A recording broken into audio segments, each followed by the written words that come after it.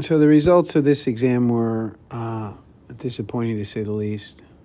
It is your quarterfinal.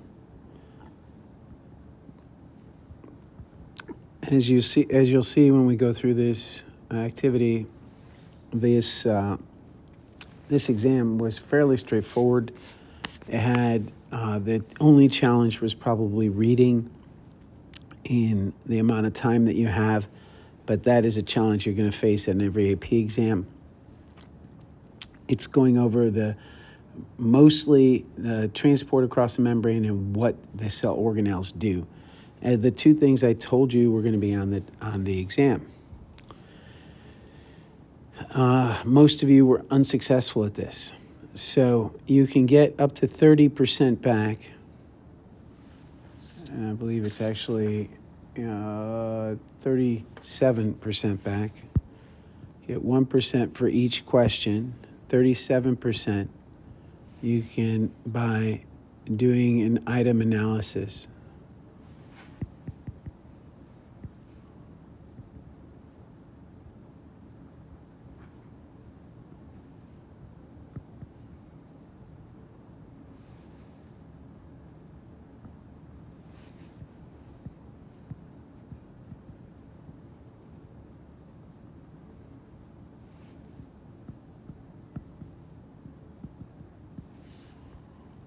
So that's your quarterfinal. You have whatever score you have. I will add 37% assuming you do an item analysis. What I need to have from you for each question you got wrong is the question number.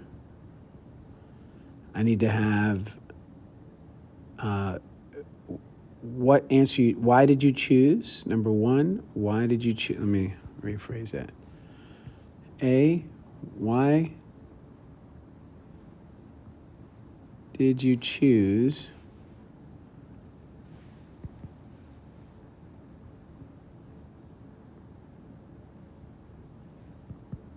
the answer you did?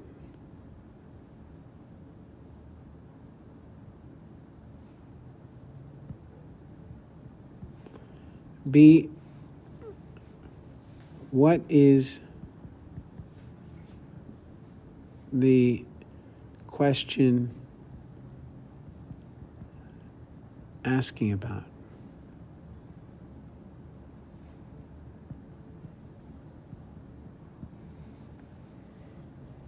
C, what was the right answer?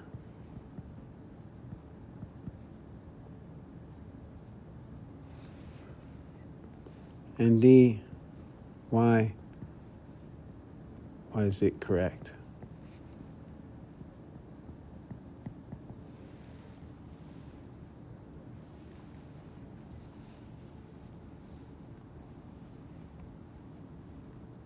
All right, so let's go through this. Number one, it says it has four different situations. You have high to low, high to low, high to low. Now here you see sodium is going from low to high and potassium is going from low to high. So these three, without even reading the question, these three here, I know are all passive. They're all passive. They're all going from high to low. I know as soon as I look at it, my mind is thinking passive. It's thinking facilitated. Diffusion. That's what it's thinking. Here, I'm thinking a couple things on this side. I'm thinking active transport.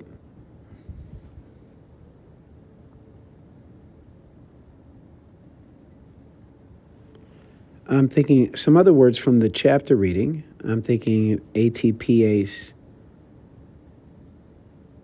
pump, specifically a sodium potassium ATPase pump. ATPase, ACE being the enzyme, it's using ATP to move material against a concentration gradient from low to high.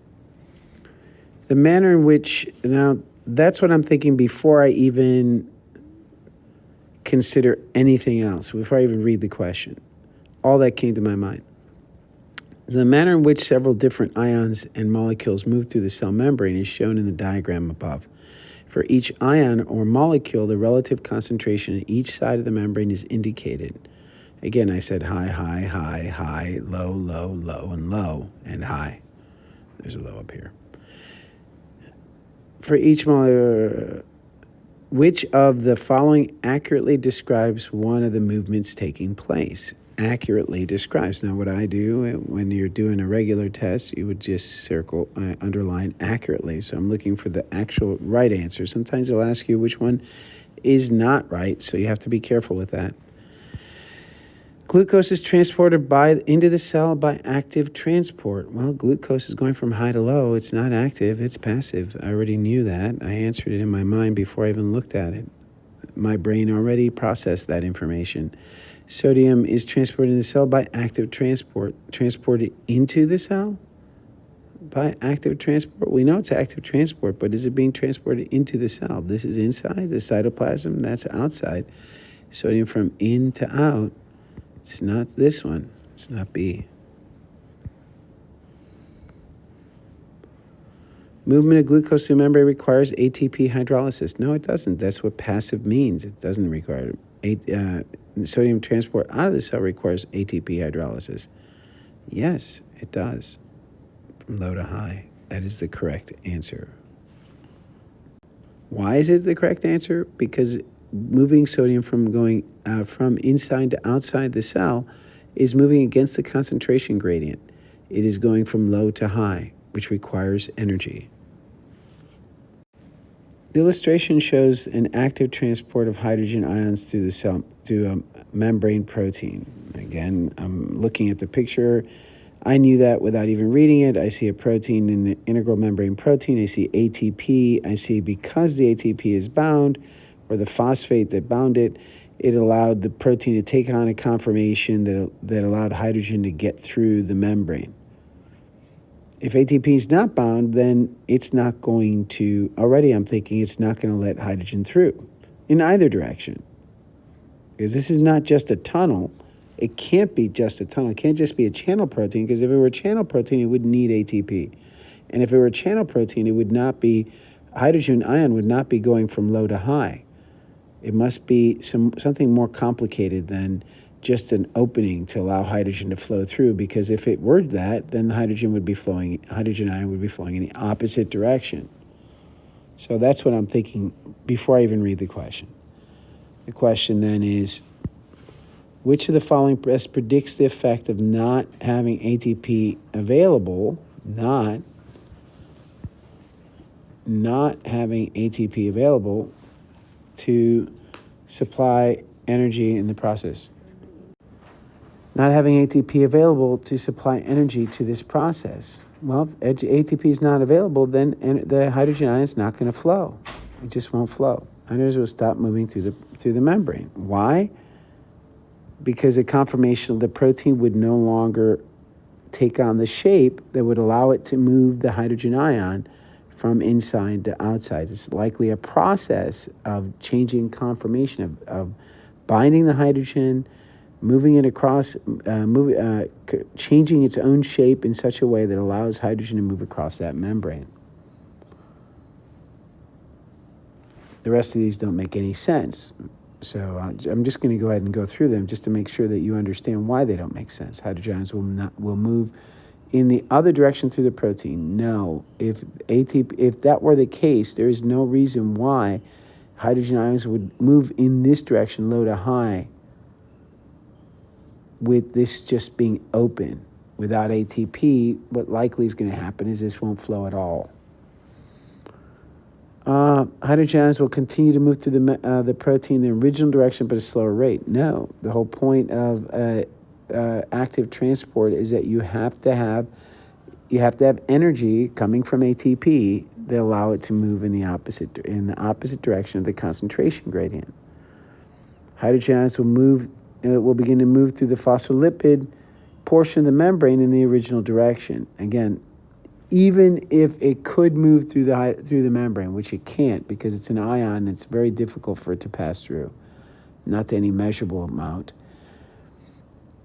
Even if it could, it would go in the opposite direction, not in the original direction. So for various reasons, D is wrong. All right, let's move on.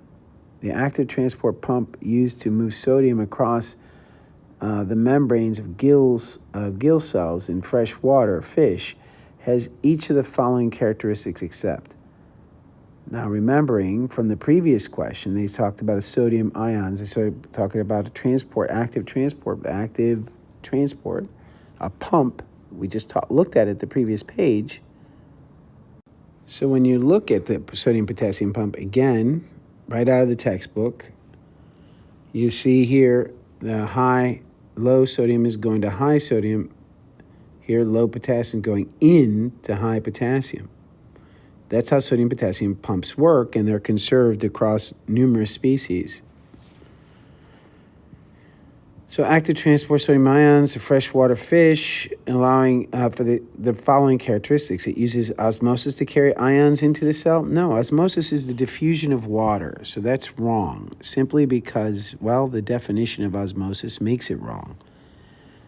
It requires energy. Well, by definition, yes. In fact, they said several times in the question, active pump. They told you in the most obvious way that it's energy that's being expended here. So at least that's right. But we have to check all the answers. It has a specific binding site for ATP. Well, that's true. It has a specific binding site for sodium ions. Yes. If you'll notice, sodium is bound here, and then it gets transported there. Potassium is bound here and moves over here to potassium. There's always going to be something specific to mark for it to bind to, for the most part, unless it's a channel protein. It is a protein. That is correct. It is a protein. So all that being said, remember the key word here for this question is the word except. So the only one that's different is A. So A is the answer.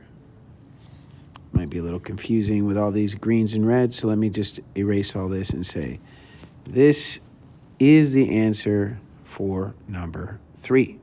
And the reason is it's not possible, since osmosis is the diffusion of water, not the diffusion or transport of other molecules. All right, moving on. Here we have an extracellular space. There's an intracellular space. It says cytosol, which is very similar to cytoplasm. So I know this is inside the cell. This is outside the cell. It says extracellular. So that's outside the cell. Here's a channel protein. Channel proteins are not specific. They don't have a specific binding site. They just create an opening, allowing specific ions through or molecules through. So it's allowing these things to come through. It's in a hexagon shape. Remember, when we see a hexagon shape, I'm thinking, I don't know yet because I haven't read the question, I'm thinking it's glucose. I'm thinking there's it has something to do with glucose, but it doesn't say glucose yet. I haven't read it. I'm just thinking. So let me read now. Now that I've analyzed the picture, notice how quickly I analyzed it, right? So you have to look at these things and say, boom, plasma membrane channel protein, know what that is, high out here, low out here, inside cell, outside cell. I know that, I'm moving on. That's how quick you have to be in your thinking with these kinds of problems. Figure 1 shows a model of how a channel protein influences the movement of particles across the plasma membrane. It says particles. It doesn't say glucose. I'm thinking glucose because it's a hexagon, but I'm not sure. The section of cell plasma is showing a channel protein, the concentration gradient across the membrane. Again, concentration gradient. What is the concentration gradient? It is going to be high and low. How do I know that? There's only 1, 2 on this side, and there's more on that side. All right, moving on.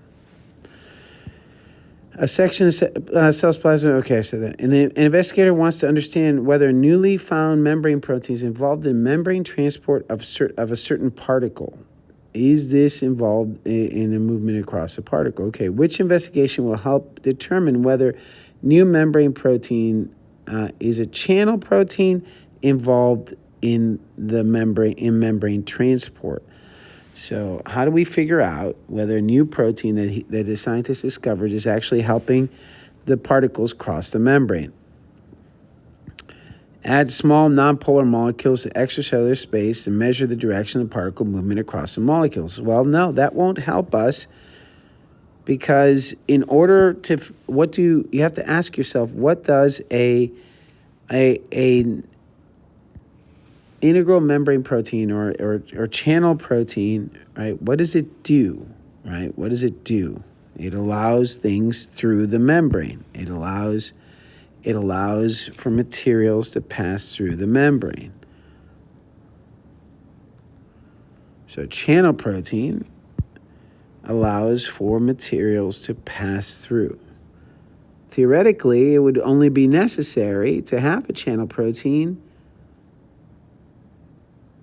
right, if the particles don't move on their own through the membrane easily.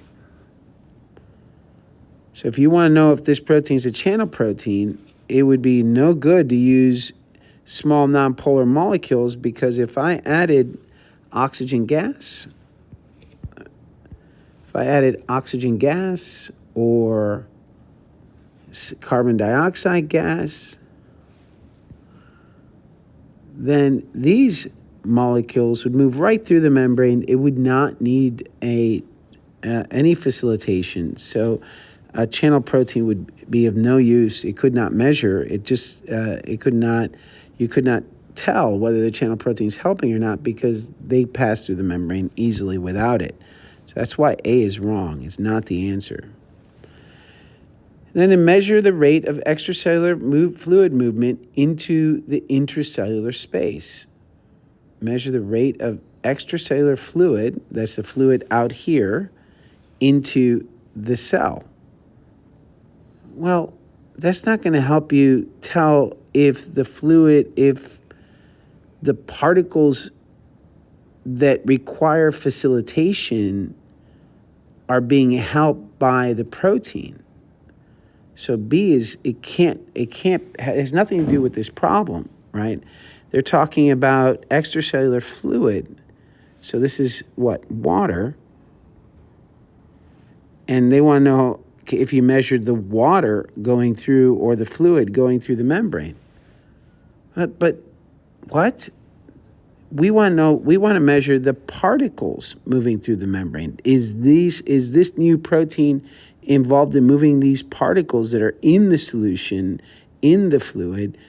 Does that protein have something to do with that moving through the membrane? So B is wrong again, because again, it has nothing to do with the question that you're being asked.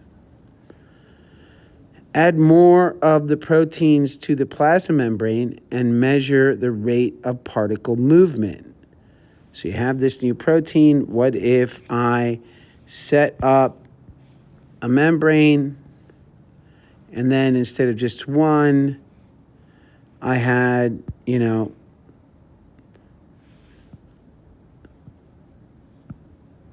a bunch of these on here, and I then I measured how much faster the particles moved into how much faster the particles moved into the cell. So if before I added these extra membrane proteins, these extra proteins into the membrane, before I did it, they moved X fast. After I did it, they moved much faster. Then I know that this is a transport protein.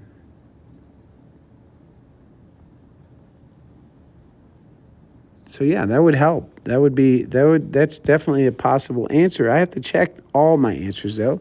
Remove ATP from the intracellular space and measure the rate of particle movement into the intracellular space. Nowhere in here did it talk about this being an active transporter. In fact, they talked about it being let's go back and look at it. Let's look at the meaning that they tell you. They give you everything in the problem. They say a model show how a channel protein. The key word here is channel protein. If you know it's a channel protein, you know it's not. It's passive transporter. It's a facilitator. It is not an active transport protein. It does not require ATP. It's not a pump. It's a channel. Just opens. It puts an opening in that allows specific molecules through. So the only possible answer in this case, again, has to be D. C. So that's it. Again, why we're looking. What were you being tested on here? Do you understand how to logically organize an experiment given some known behaviors of molecules in a cell? Number 5 looks at the rate of transpiration, the flow of water through the stem, and leaf water potential measured. Now, this is going to be a little more difficult, so you have to ask yourself, you have to know what is transpiration, covered in the chapter reading, talked about in class. What is transpiration? The tree, branches, leaves,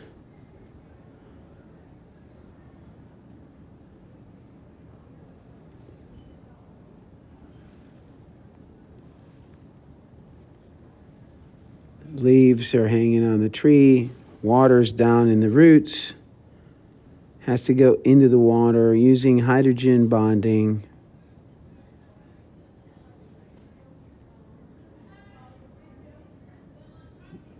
The water moves up because there's more water potential. Water potential is higher here than it is here. Why is the water potential lower here? Why is this a negative water potential?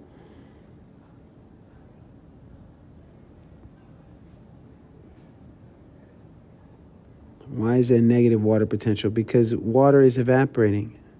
Evaporation. So as water leaves, there's less pressure holding that water. There at least a vacuum, an empty space. This allows space for water to move from down here, where hopefully it's going to be, less concentrated solutes. It's going to allow it to move up the xylem, the phloem, what have you.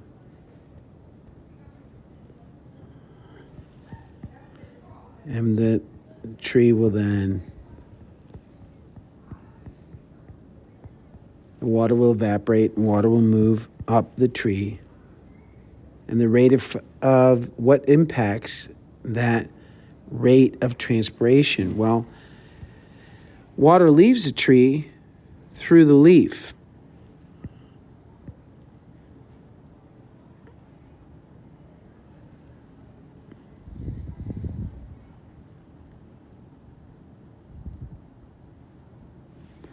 A leaf, on the bottom of the leaf, has these guard cells that allow for an opening. These things are known as stomata.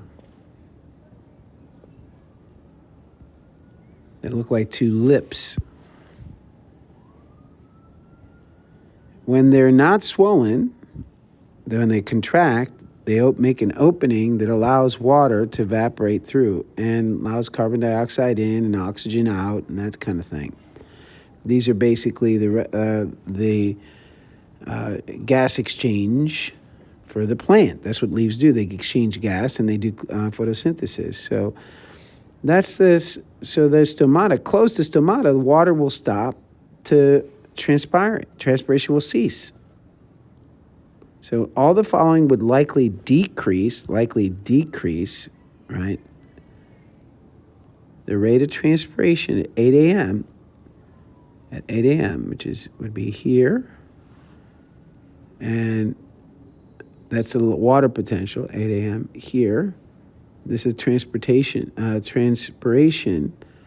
and stem flow is here at 8 a.m. Here the water potential is going down, right? The leaf water potential is going down. The lowest it's pretty low at noon, or when the sun's up and it's probably warmer. All right. causing stomata to close. Well, that is going to decrease transpiration because it's going to stop water from evaporating. So it's not the except, right? They want to know except. So that's not the answer. Increasing humidity in the atmosphere. Well, that would decrease if you increase the humidity. Then there would be less evaporation of water. You know that if you've been outside on a hot, steamy day, your sweat doesn't leave your body. It stays on you. You stay wet longer. That's because the increased humidity in the air stops water from evaporating. So that is not the case. That would explain less transpiration. Just like your sweat would evaporate less from your skin on a really humid day. That's why it's so hard to cool off on humid days. All right, increasing the water potential of the atmosphere. If the water potential of the atmosphere increased, that would mean that the water, there's resistance. It's going to push in, which means it's going to not allow water to come out. So, by the way, increasing humidity increases the water potential of the atmosphere. So that you need a negative water potential. You need this water potential of the ground to be higher water potential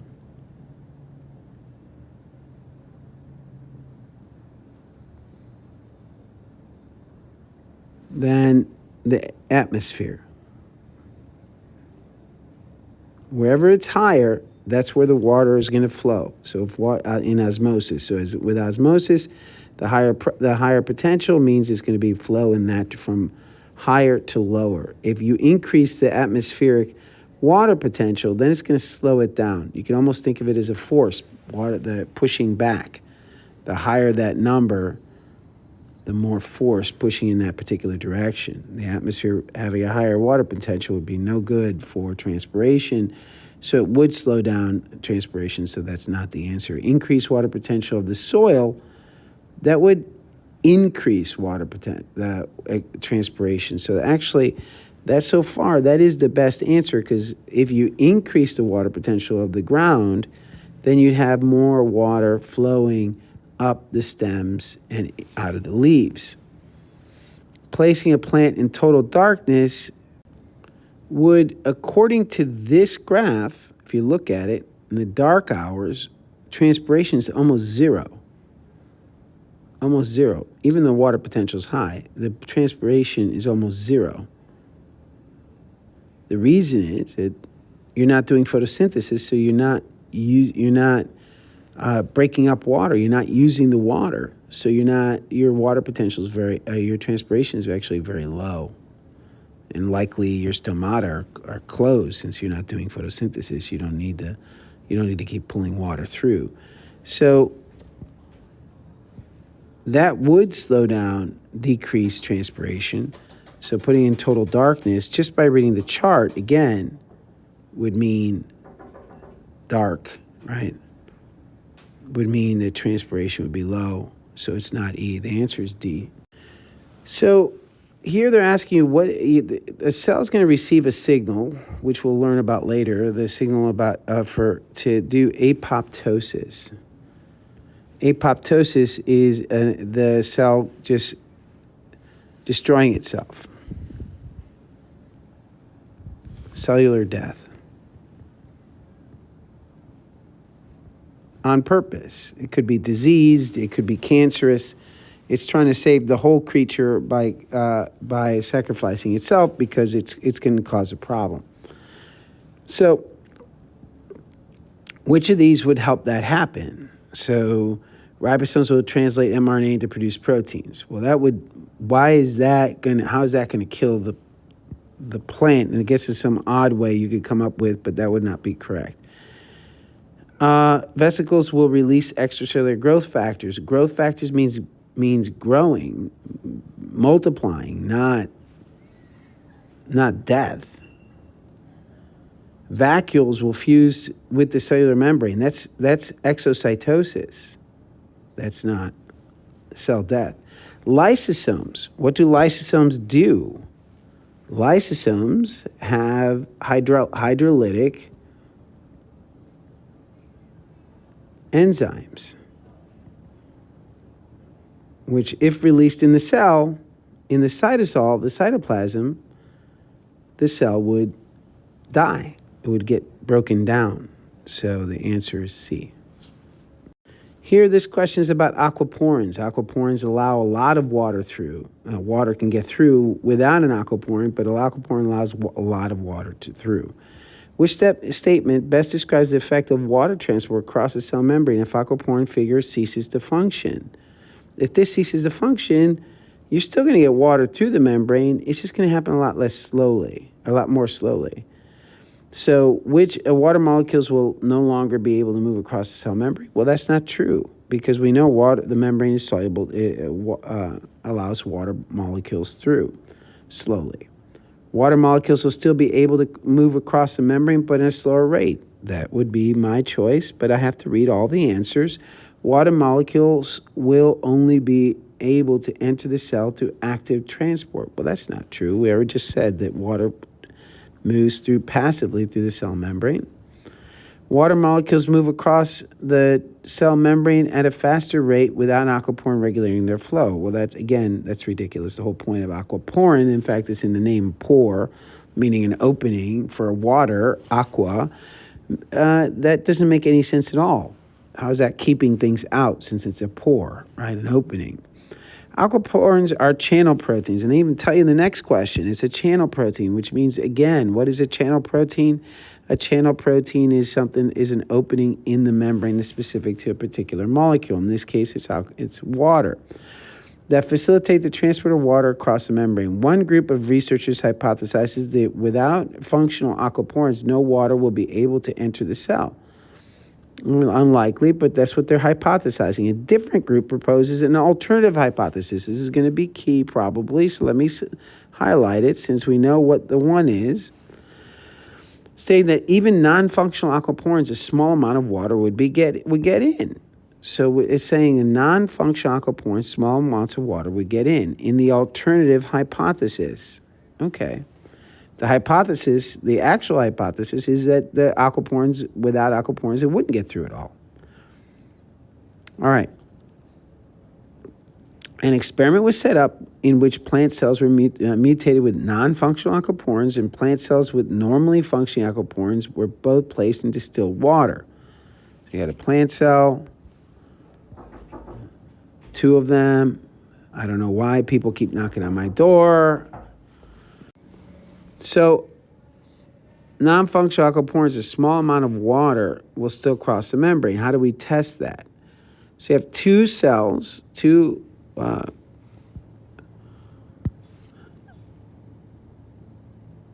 plant cells, cell membrane inside there, and there's another cell membrane inside here.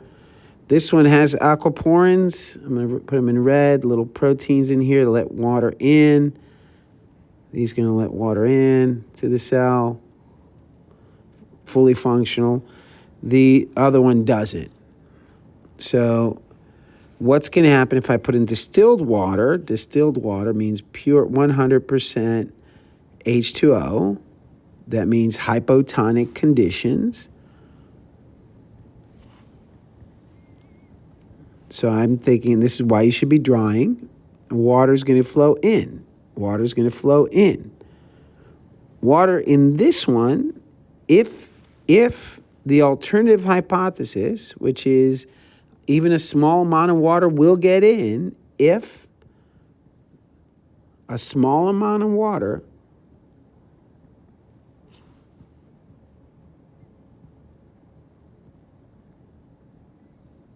I did this all in my head, but I'm writing it out for you. Amount of water would get in, then we should see a large, right, increase in mass here as a lot more water gets into the cell. A lot of water is getting in through each of the aquaporins.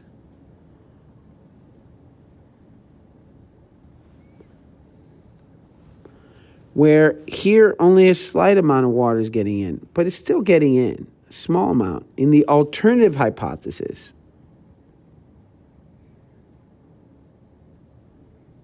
then we should have an increase then, then we should see an increase in mass.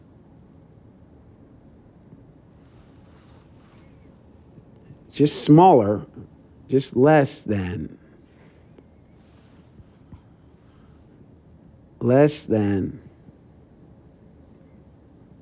the control. What is the control? The normal aquaporins. This one's the mutated one, our test subject. This is the normal.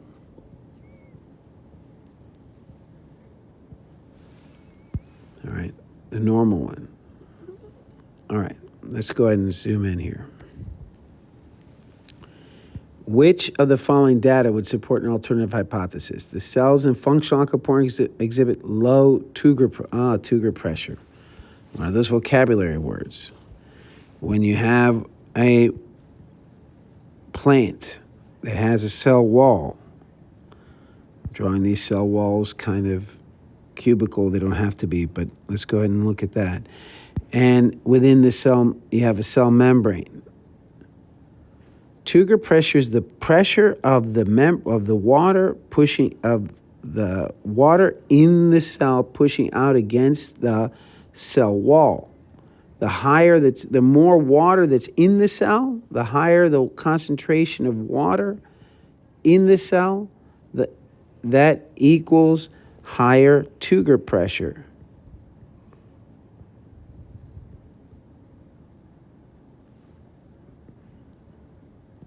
So that explains why when you have a plant that has, its leaves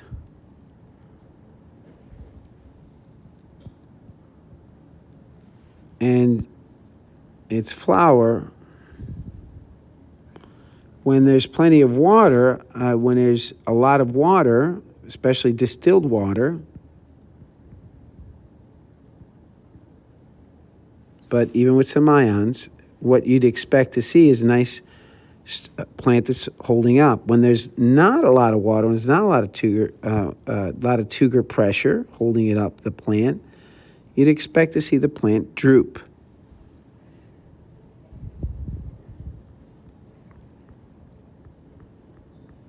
You'd expect to see the plant droop down because there's not a lot of pressure pushing against the cell walls to hold it up. So when the Tuger pressure is low, that means there's not a lot of water in the cell pushing against the cell walls. Cells with functional aquaporins, allowing a lot of water into the cell, exhibit low Tuger pressure and are hypertonic. That doesn't make sense, right? Doesn't make sense. So, no. The cells with functional aquaporins exhibit high Tuger pressure and are hypotonic. Well, maybe. Let's put a question mark on that one, and we'll come back to it. Cells that are mutated with aquaporins exhibit an absence of Tuger pressure and are completely plasmolyzed. Well, in order to be plasmolyzed, that means the water has to be leaving the cell and it has to shrink up. That's what plasmolysis is. And having no Tuger pressure means the water's all leaving the cell. There's nothing here that says the water's leaving. It's in a hypotonic solution. The water has to go, it doesn't have to go in, but it's certainly not leaving. So it wouldn't plasmolyze. That doesn't make sense. And certainly it wouldn't help the hypothesis that a small amount of water would get in. That doesn't make sense at all. Does not help the alternative hypothesis. Cells with mutated aquaporins exhibit moderate Tuger pressure and are hypertonic, meaning that inside here it's hypertonic, because remember, if this is hypotonic, that means this is hypertonic. They're opposites, I mean, they're hypertonic, meaning the water is going to come into the cell, just not as much. Well, that would be the answer. So there it is. Cells of functional aquaporins would not be hypotonic. You see, they wouldn't be hypotonic. These cells are also hypertonic. That's why a lot of water gets in, and they'd have high Tucher pressure, but they'd be hypertonic, not hypotonic. And anyways, even if this were true, this would not correlate with the alternative hypothesis.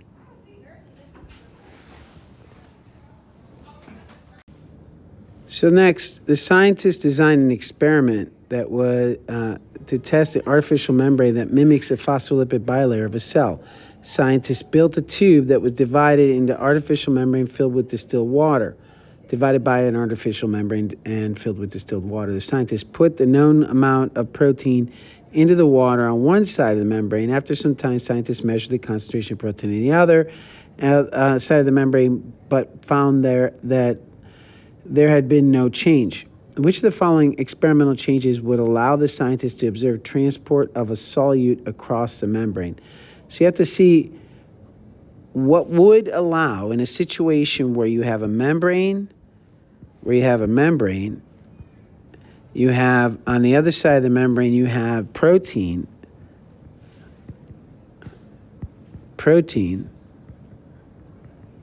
and you have to see, you're looking to see how could we observe transport of a solute across the artificial membrane? How do we do that?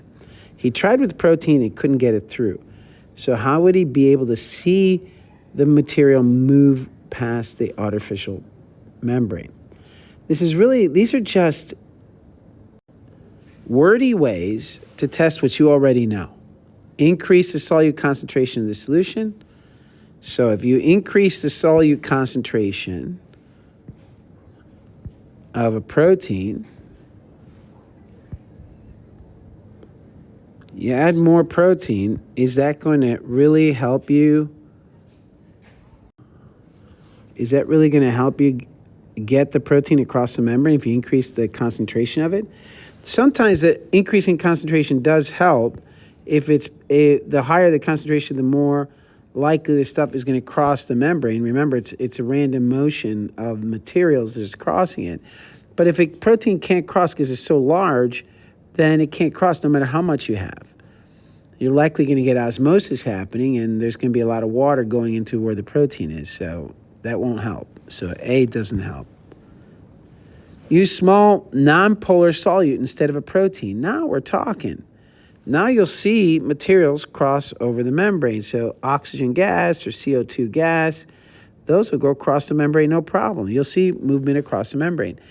Increase the temperature solution, again, likely won't see movement across the membrane.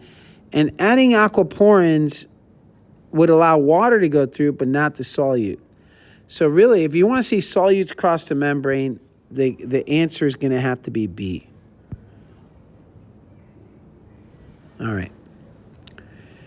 If ATP breakdown hydrolysis, we call it ATP breaking down, ATP going to ADP. Now, that is via hydrolysis, the way all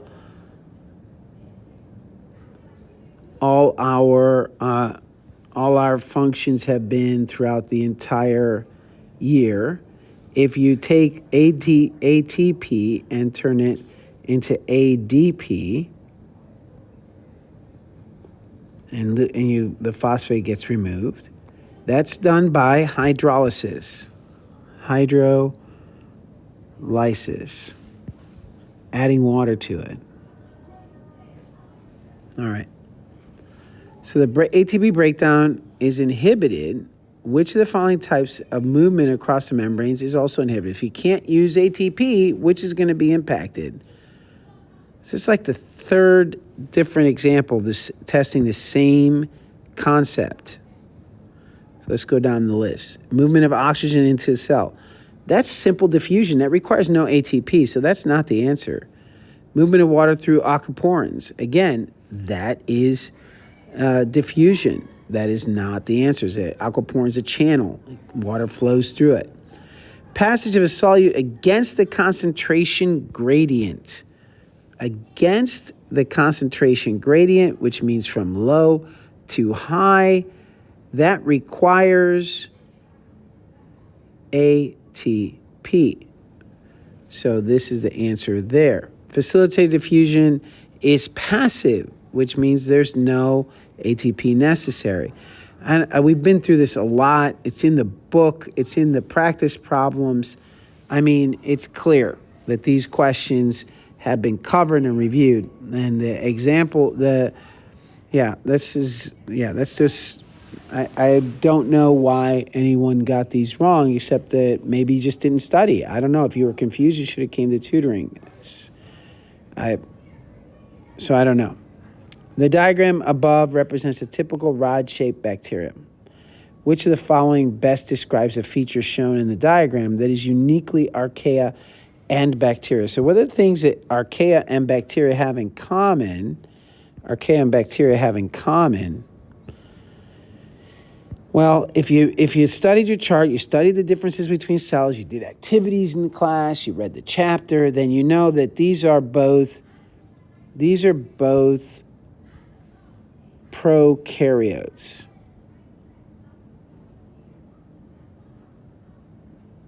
Which means before nucleus or no nucleus.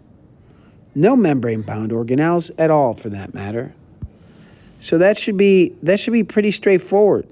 That should be something that you've known since 9th grade, that there should be I don't know. So organisms surrounded by a cell wall. Uniquely archaea bacteria? No, plants have cell walls. Some people chose cell walls. An organism contains ribosomes. What? All cells contain ribosomes. All of them. They may be different, but they all contain ribosomes. Organisms, and the organism does not have a nuclear membrane surrounding the genetic material. No nucleus. There it is. Organism is not capable of making or providing ATP by itself. No, of course not. Then it wouldn't be alive. It needs to process ATP. Which of the following components of the cell membrane is responsible for active transport? So what does active transport? Proteins. I'll just quickly run to the answer. But phospholipids are the separator. They're the boundary. So they're not the answer. Lipids, like cholesterol and phospholipids, they create the boundary. Phosphate's not phosphate is part of DNA, it's part of RNA, it's in ATP, but it has nothing really to do for being responsible for active transport. Cholesterol is a lipid, it's in the membrane, it stabilizes the membrane. It is not a component of the cell membrane that's responsible for active transport. Again, phosphate, although it's part of ATP, is not a component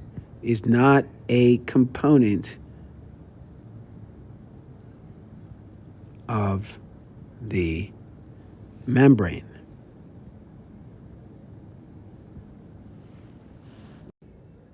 Yikes. Here you have this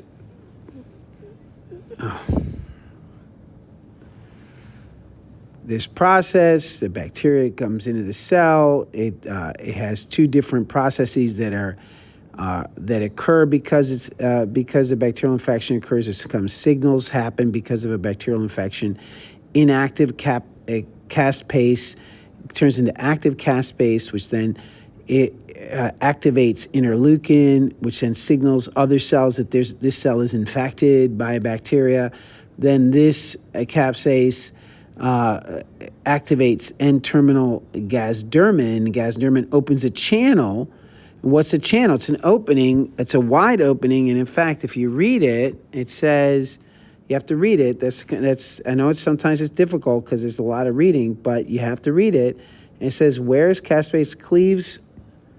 Sorry, let me get the highlighter. It says When caspase cleaves Genderman, the N-terminal portions of several Genderman proteins, Gasdermin proteins, associate with the cell membrane and form large, nonspecific pores.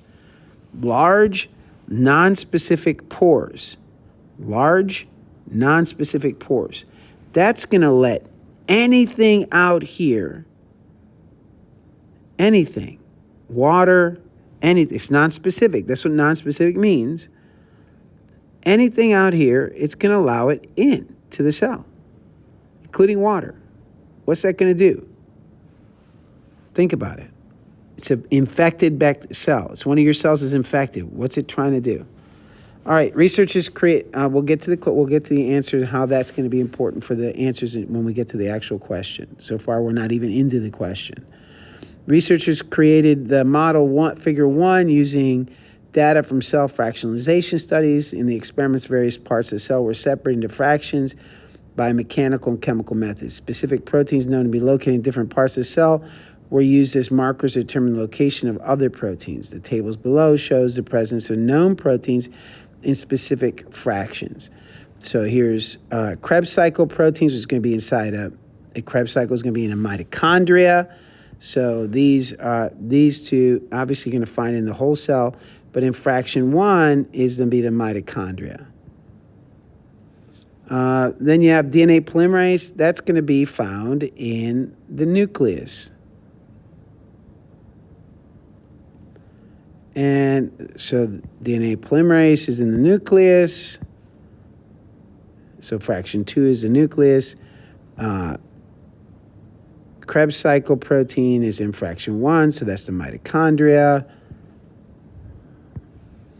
Then glycolytic protein, we'll get back to that in a minute.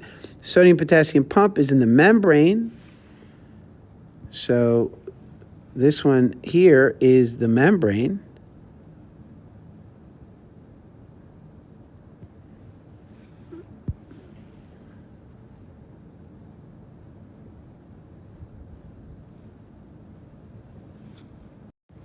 And we'd expect glycolytic proteins, glycolysid, no, I can't pronounce it. So GAPDH, which in this example is only found in one of the fractions, is likely the cytoplasm because that's where glycolysis occurs, and that's where we'd expect to see these GAPDH. So GAPDH is involved in glycolysis. It's well, I can't pronounce it. You're going to have to figure that one out. I don't know what's wrong with my tongue. It's late, but there it is. So we know that this is likely the cytoplasm.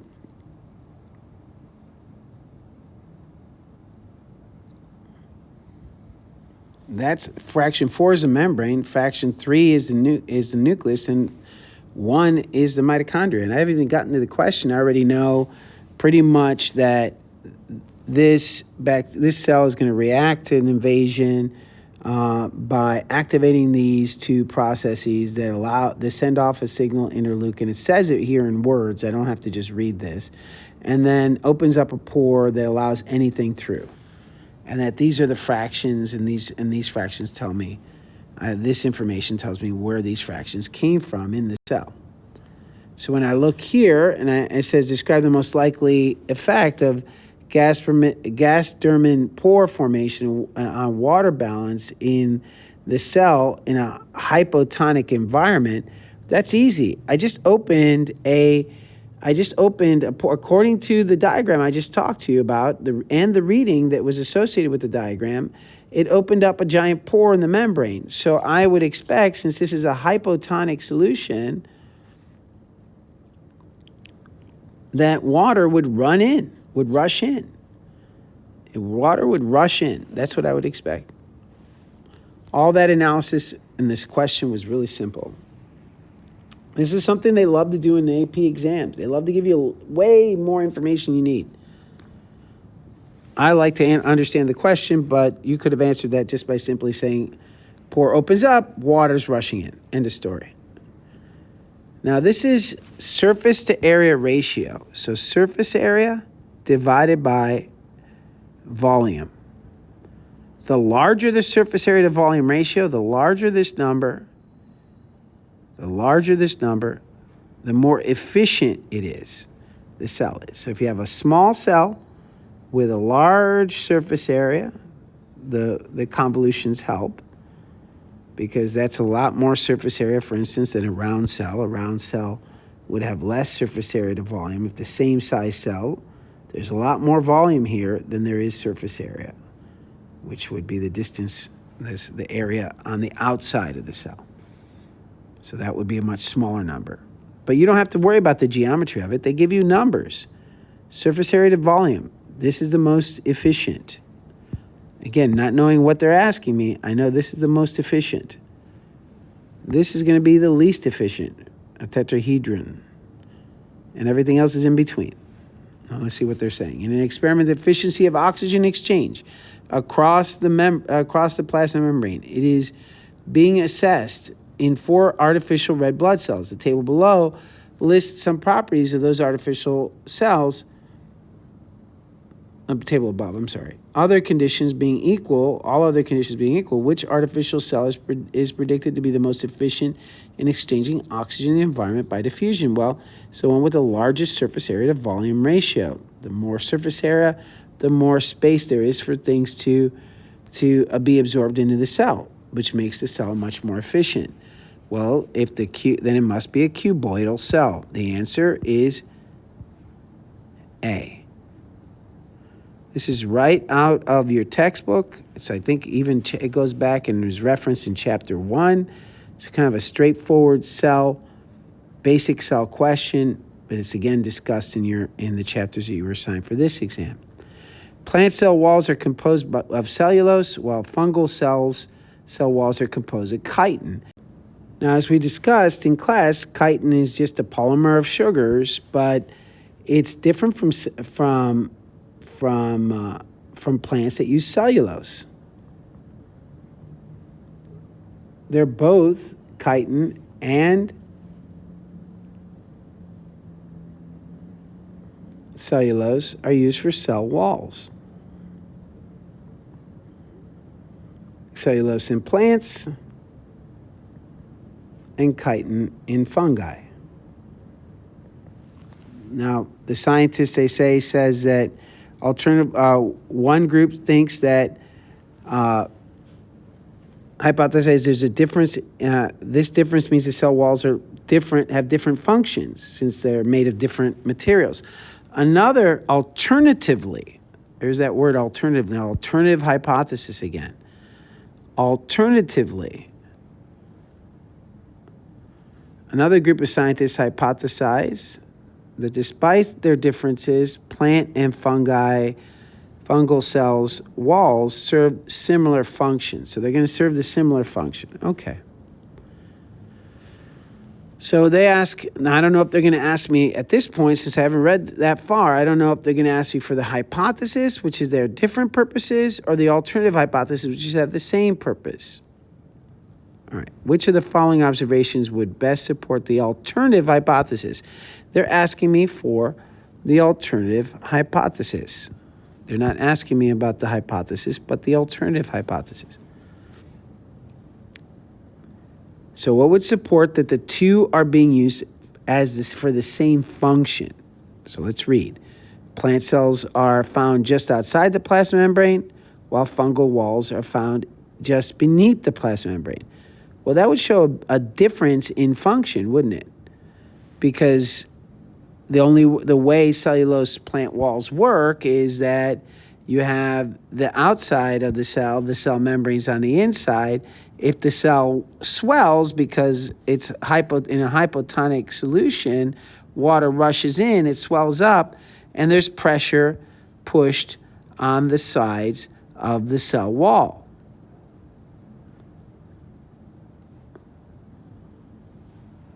And out goes the pressure. All right.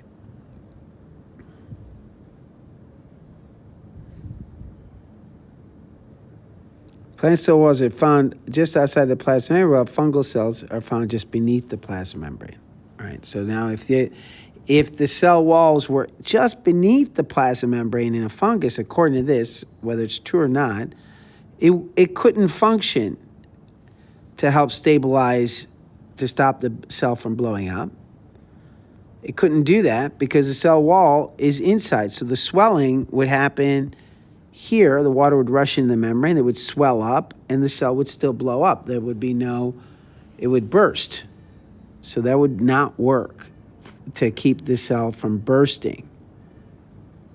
So they would have different functions. But in a more general way, this is a big difference. So it's unlikely to support the idea that the function is the same, because they're found in two different places. Not just they're not just different materials, but they're also found in different places. So that kind of does not support, at least it doesn't support the hypothesis that they're the same. They're used for the same thing if there's this big difference in how they're used, literally. In both plant cell and fungal cells, the cell wall surrounds the outside of the cell membrane. So now here they're found in the same place, they're used in the same way, even though they're made of different materials. So that does support the idea that they actually have the same function. So even though they have different materials, their structures are the same. They're found in the same place. So as of now, I'm kind of leaning towards this one. Not 100% sure yet, because I have to read all my answers, but I'm leaning towards that one. All right. So then some plant cells have secondary cell walls that confer additional rigidity, while fungal cells do not. That really doesn't have to do, that doesn't explain the fact that there's extra cell walls in plants. And that doesn't help us in any way impact, support, or detract from the hypotheses. So really, again, there's a difference. If you want to keep it simple, there's a difference in structure here. So that's not supporting the fact that these two fungi and plants are using cell walls in the same way, since there's a major difference in how they're being used. So again, that can't be. This is just a logic question. It's more a logic question than it is any kind of content. Photosynthesis occurs in plant cells, but does not occur in fungal cells. What's photosynthesis have to do with a cell wall function? This is what we call a distractor. This is, although true, has nothing to do with the question. So again, the answer then has to be B. All right, moving on. Cholesterol is an important component of the animal cell membrane.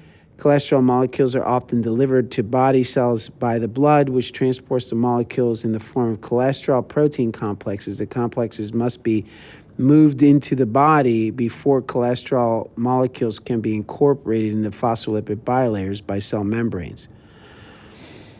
Based on this information, so they're saying to you that you have cells along, and out here you have the blood, and they're saying that in the blood, there's a complex. This means a series of molecules kind of hanging out, and in that there is cholesterol. Cholesterol is found in these complexes. That's what they're saying. That's how the body transports cholesterol from one place to the other. Based on the information presented, the following is most likely explanation of buildup of cholesterol in the blood of an animal. So how would this cholesterol get into the cell?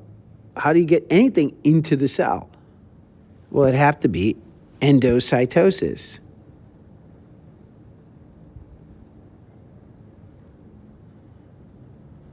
Be some way of getting this giant complex. It's big, so even though it's a lipid, it's a big complex, it has to get it into the cell. So endocytosis. So let's look down the list. The animal's body cells are defective in exocytosis.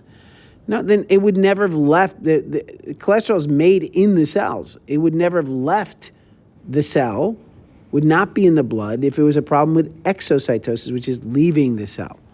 So this is a question testing your understanding of exo versus endocytosis.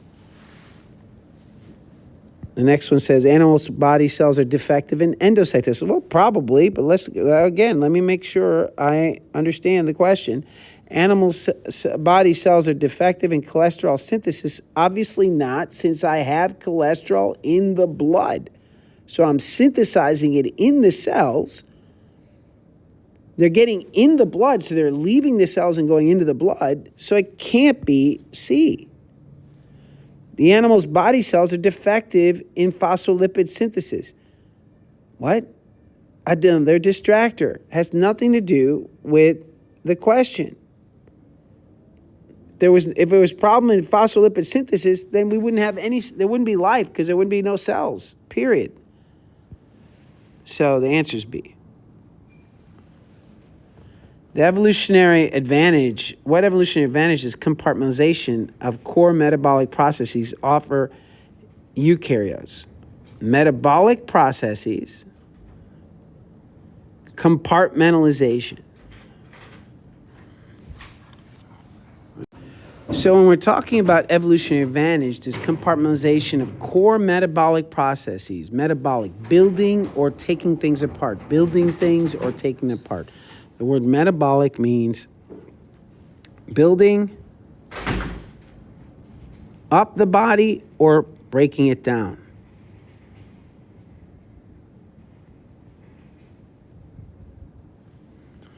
Evolution of mitochondria in eukaryotes to perform respiration. Respiration. Maybe. Let's keep that as a question. With evolution of mitochondria in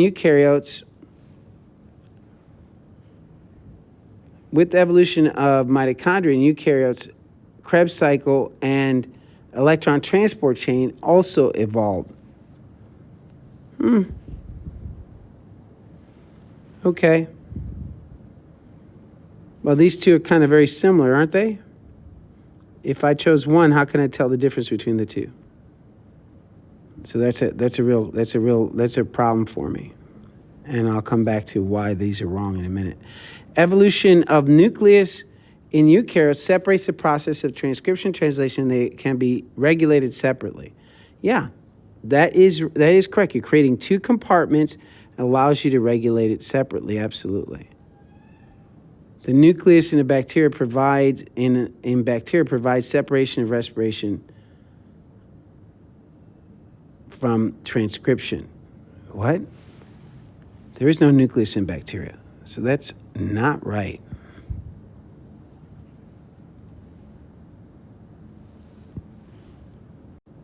So there's several problems with A and B. A and B, number one question you should have when you're trying to figure out A or B is, man, it's going to be difficult for me to choose which one of these two would be right. If I choose A, why is B wrong? If B is right, so A and B are pretty much the same answer.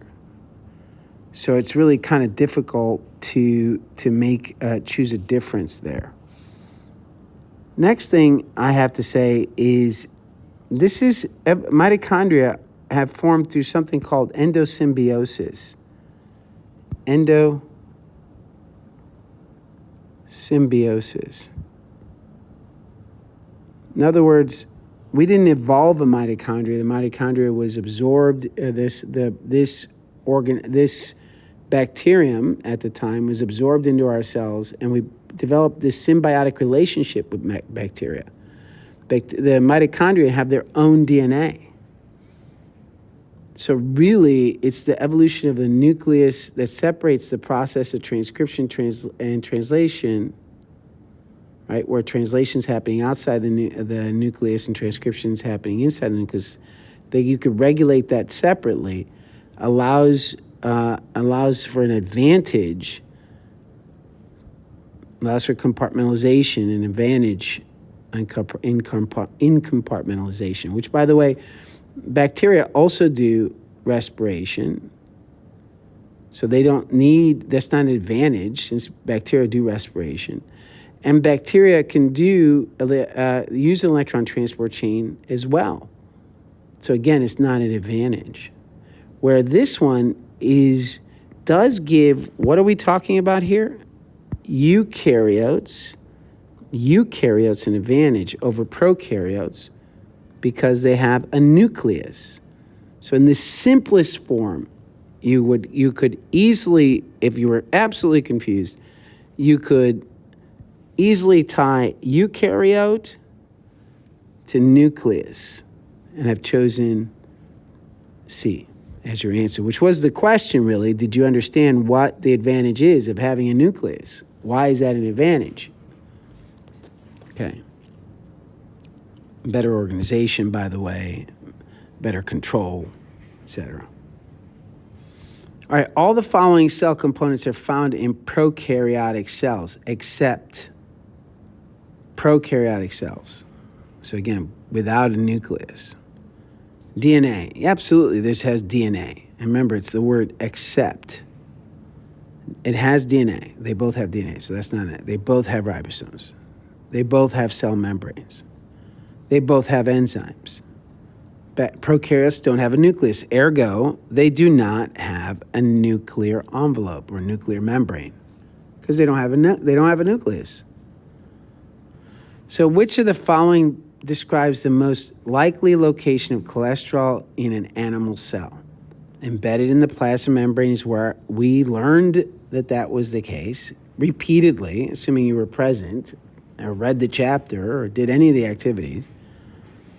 Dissolved in the cytoplasm? No, we wouldn't expect it in the cytoplasm.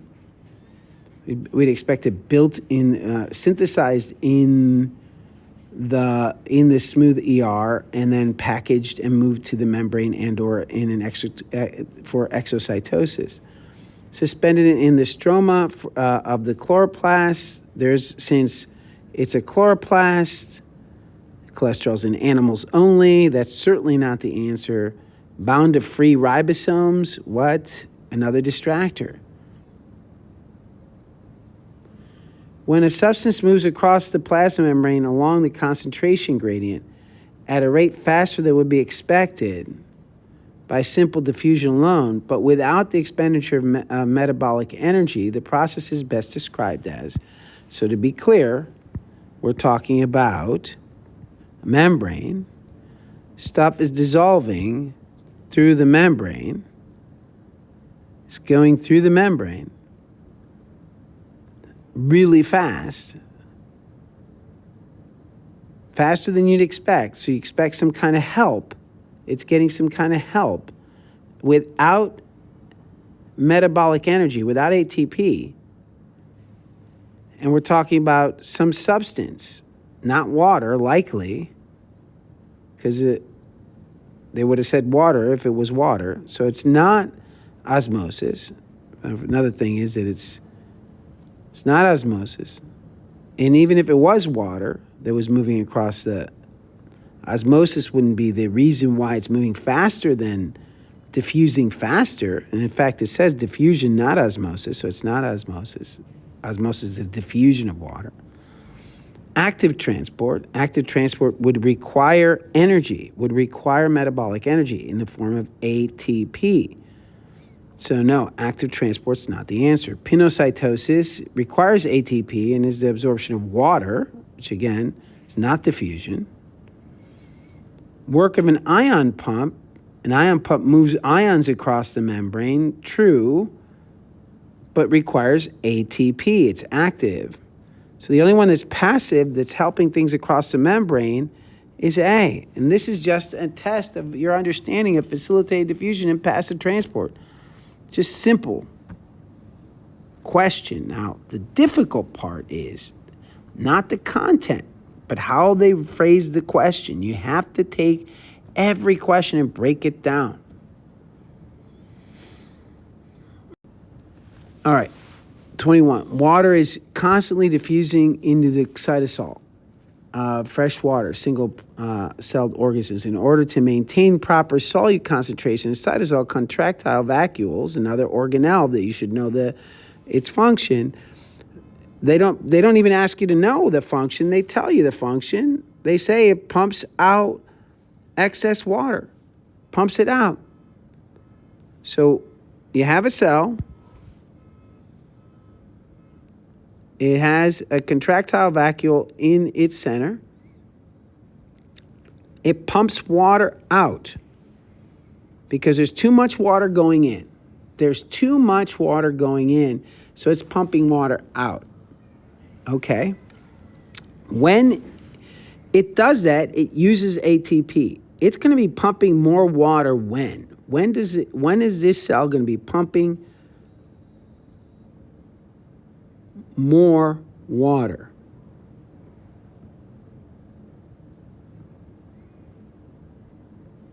Well, when it's hypotonic. Why? Because when it's hypotonic outside, the water's going to be rushing in.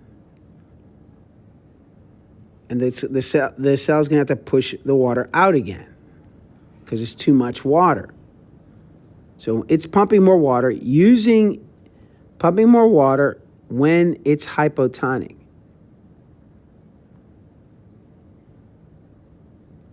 It's pumping less water when it's isotonic. It's using less ATP when it's isotonic because it's not pumping any water out. There's no net movement of water at that point. All right. So the following is an additional investigation and used to when the cells. By the way, the graph shows use of ATP by the contractile vacuole. Relative salinity, how salty the water, how concentrated is the salt solution on the X. The saltier the concentration, the less ATP you use. Well, that makes sense because the saltier the concentration, the less hypotonic it is. So it comes down. All right. Of the following, which additional investigation can be used to determine the cells are isotonic, when it becomes isotonic? When is this cell isotonic with its environment? When it is doing its minimum use of ATP. So it's decreasing salinity. Is the salinity decreasing here? No, it's increasing, right? So you need to know decreasing salinity in the environment a little at a time until the ATP usage reaches its maximum. Well, no. Because as I decrease salinity, I could decrease salinity. ATP would be at its maximum, but that would tell me that I'm at the most very, very hypotonic. So right out here at the top, the outside of the cell is very hypotonic.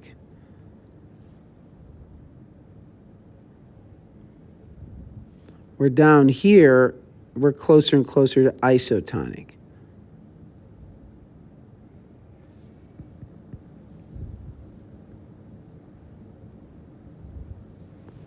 Decreasing salinity until in the environment until ATP reaches its minimum. Well, if I decrease the salinity, it's going to increase the ATP use. See, decreased salinity, reading the graph, decreased salinity increases ATP use, so that can't be the answer there. Increasing salinity with a little time and ATP usage reaches its maximum. As I increase salinity, the ATP usage decreases. So that can't be the answer. That's not what the graph shows. Literally, this is just reading a graph. This is the answer, D. Because I'm looking for that minimum. I could either understand what's going on with hypotonic or hypertonic and understand what's going on in the problem, or I could just simply read the graph and see that this is decreasing. And the only one of these that makes any sense that matches the graph that I'm looking at is D. All right, moving on. Which of the following scientific questions is the most relevant model represented in figure above? So you got three materials. You got high, low, low, high. So this is passive. There's no help here. These two are passive. This is active. There's no help here. This is diffusion, simple diffusion. This one's facilitated diffusion because I have a protein that's helping these get through from high to low. This is going from low to high, and it's using a protein, so this is active transport, and this is probably some kind of transport protein. It's hydrolyzing ATP. So which of the following questions is most relevant to the model represented in the figure above. Is ATP required for the transportation of sugars across the outer mitochondrial membrane? So this is a cytoplasm, and this is extracellular fluid. This is coming from outside the cell into the cell, not into the mitochondria cell. This is extracellular, means outside the cell. So this can't be related to this at all right away. So that can't be the answer. Do the types of phospholipids in the membrane affect the rate at which the molecules enter the cell by passive diffusion? Types of phospholipids. Is it really relevant to this diagram since you have two that have proteins in? The two of them are being involved in proteins? I would say question mark on that one. Which molecular substance is actively transported across the membrane? Yeah, that would be the best answer here, the most relevant to this picture, because here you have one that's active and two that are passive.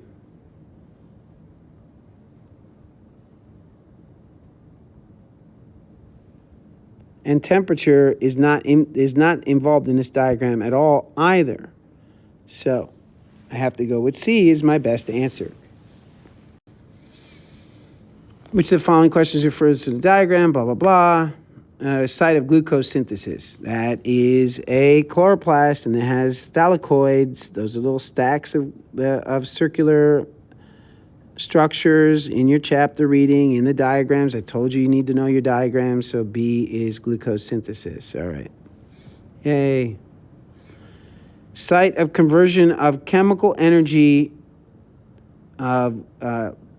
conversion of chemical energy of glucose to ATP. Chemical energy of glucose to ATP. Where is ATP made? Well, it's the cytoplasm, that's true, but the cytoplasm is not one of the options. The other is the mitochondria. The mitochondria. So the mitochondria looks like this. It's A. So A is the mitochondria.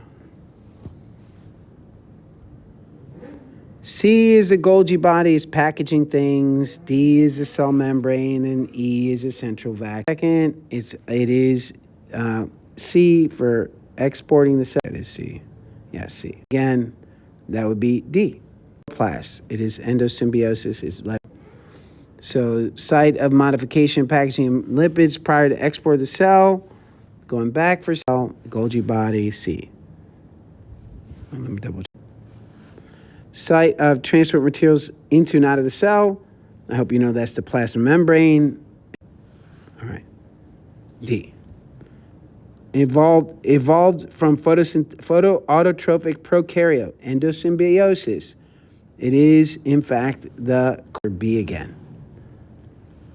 Done.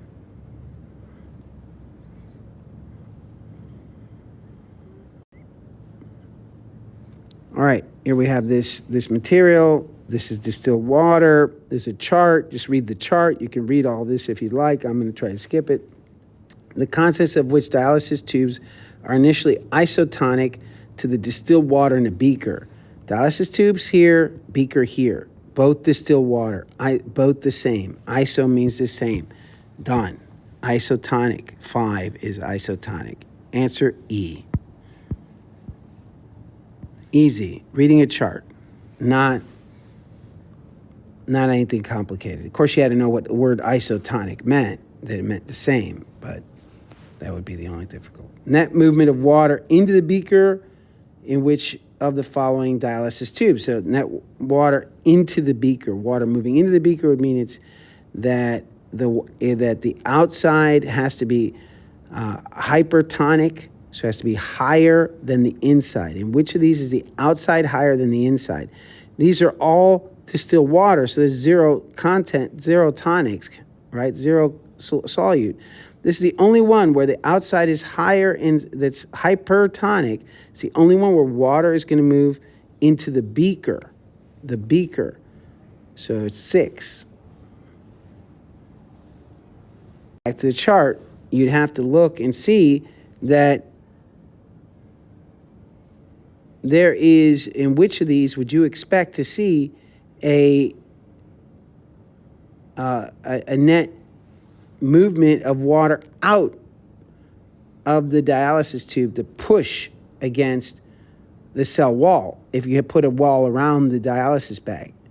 So what would you, which one would you expect to see net movement of water into the cell, to increase the cell expanding, the dialysis tube expanding and pushing against the cell wall? That would have to be the one that's most hypertonic inside, and that would have to be this one here, 40% sucrose. So it has to be 6E. To model a plant, a permeable non-flexible case is placed around each piece of dialysis tubing. The greatest pressure potential will develop within dialysis tube number. So again, go number 4. So 4 is the highest sucrose concentration, the most hypertonic. So that's the one that's going to be pushing against that plastic container. When you have the dialysis bag tied in here, the water's going to rush in, and that's going to push the bag up against the wall in every side. The following questions refer to an experiment in which dialysis tubing bag is filled with a mixture of 3% starch, 3% glucose, and placed in a beaker of distilled water as shown. After 3 hours, glucose can be detected in the water. So there's glucose in the water. It means glucose is getting out. From the initial conditions, the results describe which of the following is a logical conclusion. Initial concentration of glucose in the bag is higher than the initial concentration of starch in the bag. You can't tell, and secondly, it tells you right here it's not. And it tells you starch can't move, so that's fine. Net movement of water. The next thing is the pores in the bag are larger than in glucose molecules, but smaller than starch molecules. That makes sense because starch is not moving out, but glucose is moving out in and out. So that means the holes in the bag must be bigger than glucose, because otherwise glucose would not be able to get through. And the starch can't get through, so it must be smaller than the starch. So that B is the answer. Again, just going back and really understanding what it means for things to pass through a membrane. Which of the following best describes the condition expected after 24 hours? After 24 hours, you'd expect water. The starch is 3% starch. Where did it say it had 3%? Filled with a mixture, dialysis tubing filled with a mixture of 3% starch and 3% glucose. So you expect water. The glucose is going to equilibrate because it can pass through the membrane. It'll go and find an equal concentration of glucose on both sides. Starch can't get out, so water is going to have to go in order to balance it out because the inside is going to be hypertonic. So eventually, I'd expect this dialysis bag to get bigger and eventually gain more mass. Let's see what our options are. The bag will contain more water than it did in original condition. That is correct. That would be A. If instead of a bag, a potato slice were placed in the beaker and distilled water, which of the following would happen to the potato slice? It would gain mass because the water, again, it's distilled water, it's hypotonic, water's going in, it's going to expand and get bigger, and it's going to weigh more. Carbon dioxide most likely enters the cell through which of the following processes? Simple diffusion, it's small and nonpolar. That should be memorized. There should be no question. The hydrolytic enzymes are most likely to accumulate where in the following cellular structures? It tells you that it's found in a lysozyme and continues to translate mRNA, but you stop producing the lysosomes. Where is it going to go if it can't make lysosomes? But it's being made by ribosomes in a membrane, which means made by the RER. It's going to be stuck in the smooth ER. It's never going to get to the Golgi complex because it never goes to the Golgi complex. It goes into lysosomes. All right. Here a student it mounts a wet slide, puts plant cells in there. I think they say onion cells, but maybe plant cells is what they say. They put in 15% NaCl versus the original mount. It's higher salt content, hypertonic, so water's going to be leaving the cell. So water's leaving the cell, it's shrinking. Eventually it'll plasmalize or or die because of lack of water, lack of Tuger pressure, the plant would wilt, etc. Which of the following most directly explains the changes in the cell? There's no discussion about DNA degradation. This is a cell membrane problem. This is water leaving the cytoplasm. Nobody's discussing the DNA in the nucleus at all. Lysis of the chloroplast in the cells. Again, the chloroplast is not discussed because we're talking about the cell entirely. The cell is shrinking. The movement of water from the central vacuoles of the cells into the solution. That's what would be happening. The central vacuole, which holds excess water, would be losing water to the outside solution because it's hypertonic. So that's what's going to be happening. NaCl does not move because the NaCl as salt can't pass through the membrane easily. So moving on. Here this looks very complicated, but then if you read the question, it simply says which of the following describes why a glucose transporter is needed to move glucose into the cell.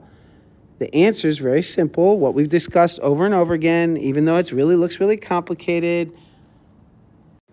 So it's really a simple question. It's why would you need a glucose transporter? It is, in fact, glucose is a large polar molecule and can't pass through the phospholipid bilayer without a transporter.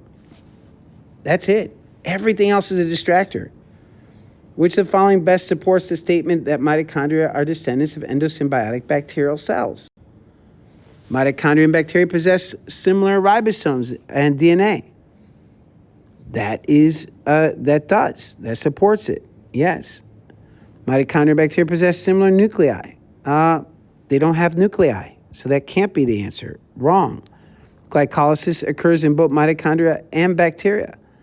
The glycolysis doesn't happen in the mitochondria, it happens in the cytoplasm. Both mitochondria and bacteria have microtubules.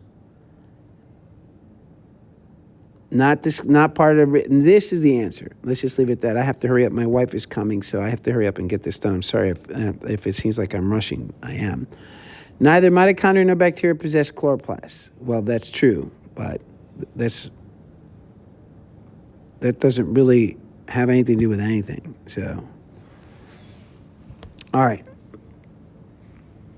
Which of the following statements best supports the claim that certain organelles within eukaryotic cells evolved from free-living prokaryotic cells? Which of the following statements best supports the claim that certain organelles within eukaryotic cells evolved from free-living prokaryotic cells?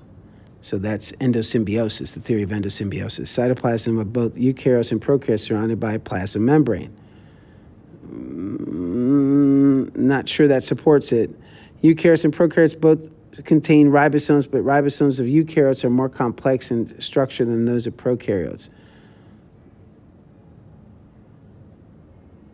Eukaryotes exchange segments of internal membranes between the endoplasmic reticulum and Golgi, but prokaryotes have no such internal membranes. This is again a question of that eukaryotic cells evolved from free-living prokaryotic cells. So there has to be some kind of similarity, not major differences. We're looking for some kind of similarity between prokaryotic and eukaryotic cells that show that connection. So exchange of internal membranes in Golgi, but prokaryotes have no such internal membranes, does not really help. Eukaryotes and prokaryotes both contain ribosomes, but ribosomes and eukaryotes are more complex. That seems like something that might be helpful. So we might be able to put a question mark on that. The cytoplasm of both eukaryotes and prokaryotes is surrounded by a plasma membrane. All cells are, right?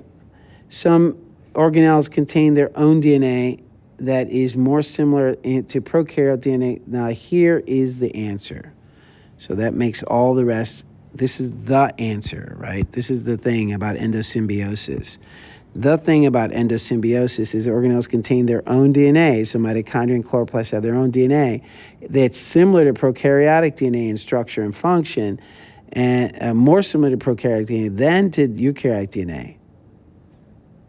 So this is it. This is what really is the clincher of why we think that certain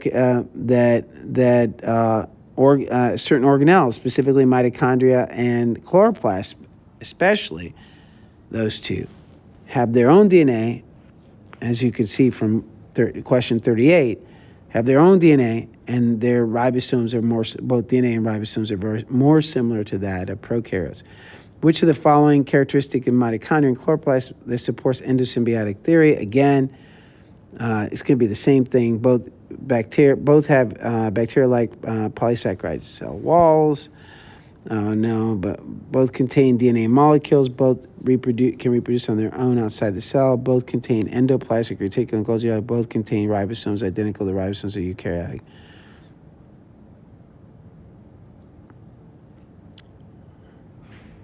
So that's not true. Both contain endoplasmic reticulum and Golgi bodies.